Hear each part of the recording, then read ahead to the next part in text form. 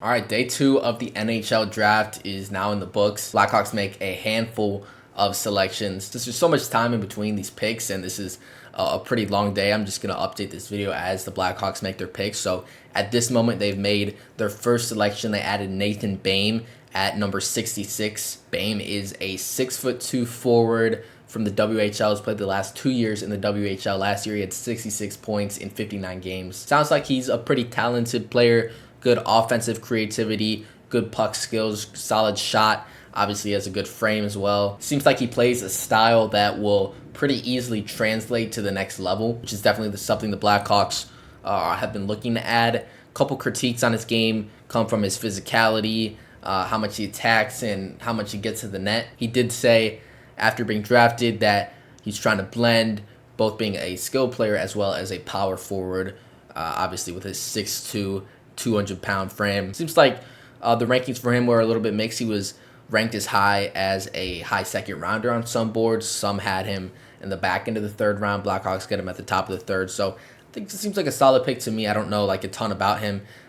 They said on the live coverage he's a really good golfer. He has a like 340-yard drive or something like that. It's just insane. Hopefully that means he has some rocket one-timers like some of the other players the Blackhawks have drafted so far. But yeah, seems like a pretty good pick here in the top of the third round. Blackhawks have another pick coming up here at number 98, and then some more picks later down in the draft. I'll update when they make their next pick. All right, Blackhawks make another pick here at number 98. They add Julius Sumpf. He's a 20-year-old forward, so he is an overager. He played with Moncton and the Q last year, so that's the same team as Caleb Denoye played. So I'm sure the Blackhawks, when they took a look at Denoye, they also found Sumpf, and they add him here in the fourth round. He had 65 points in 58 games, and then he also had 16 points in 19 playoff games, including 10 goals in that postseason.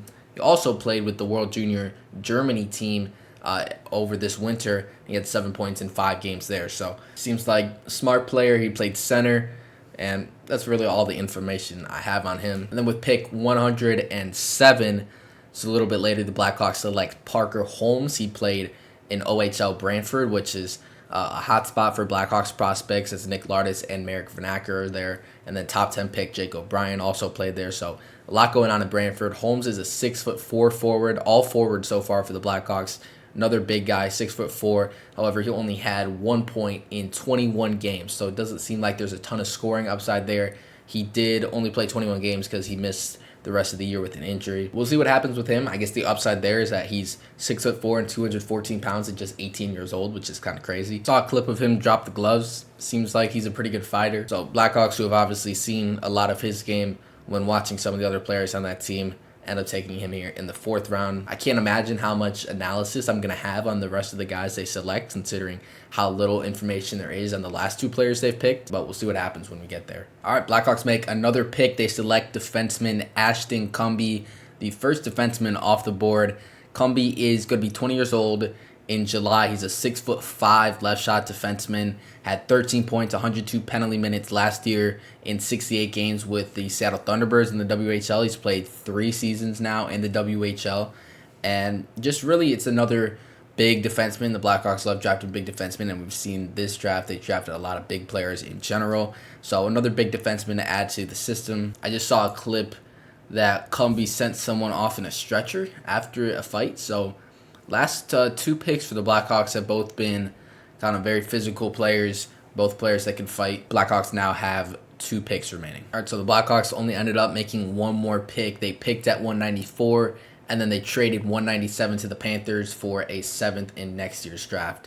So at 194 in their final pick, they take goaltender Ilya Konarski, the first goalie they take in this draft. Konarski is from Russia, played in the MHL. We saw an MHL goaltender go in the first round to Columbus at number 20, and now we see one go here to Chicago in the 7th round.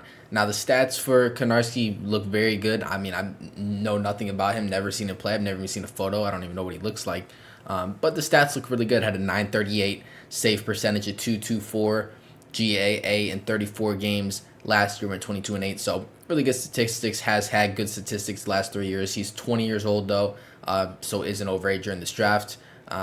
Seems like a good pick for the Blackhawks just to add to the goalie depth. Who knows, kind of a dart throw here, especially when it comes to like these Russian goalies. Like, who knows who you can get? Like, we saw Shesterkin. He was drafted, I believe, in like the middle rounds. He ended up being such a good goaltender. So just kind of a dart throw there in the 7th round. That concludes the Blackhawks 2025 draft. The full draft is as follows. At number 3, they take Anton Frendel. Number 25, Vaclav Nestrasil. Number 29, Mason West. Number 66, Nathan Bain. Number 98, Julius Sumpf. Number 107, Parker Holmes. Number 162, Ashton Cumby. And number 194, Ilya Konarski. So let me know what you think of the draft. I mean, don't take too much stock in these round 2 picks. They're all kind of just dart throws. I mean, the odds probably are against any of these guys ever making an NHL impact, but who knows? Seems like it went pretty well. We got free agency coming up in a couple days, so that's exciting. We'll see what happens there. And that concludes the draft season for 2025.